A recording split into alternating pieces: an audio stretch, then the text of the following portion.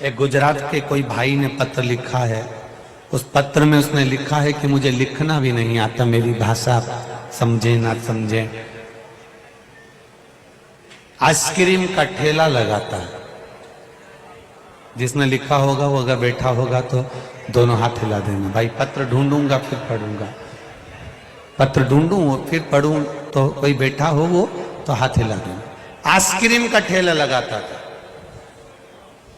एक बार आइसक्रीम के ठेले में घाटा लग गया, किसी से पैसा ले आया और पैसा लाकर फिर वापिस आइसक्रीम के ठेले में लगा दिया। उसने वापिस लगाया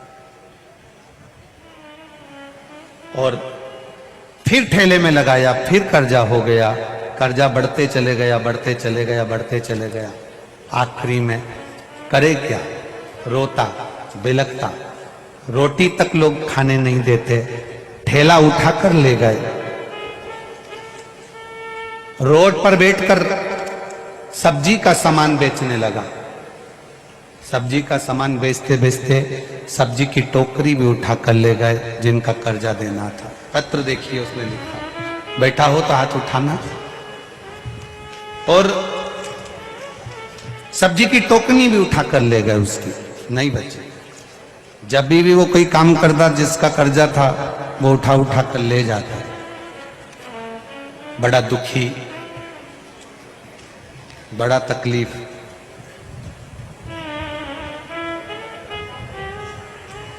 करे तो करे क्या। आखिरी में उस कतार पर पहुंच गया कि अब इस प्राणों को नहीं रखना। तब उसकी पत्नी ने कहा कि एक बार पशुपति व्रत कर लेते हैं, अगर बाबा चाहेगा तो कर्जा तो चुकाएगा। सियोर वाला महाराज कहता रहता है, करे तो सही।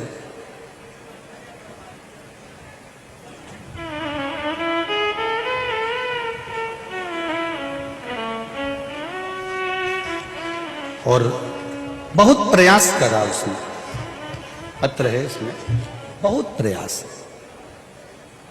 पशुपति व्रत प्रारंभ करे, शिव जी को जल चढ़ाना प्रारंभ करा, आंवले के वृक्ष की पूजन चालू कर दी, जो पहले कार्तिक महत्तम में वर्णन करे।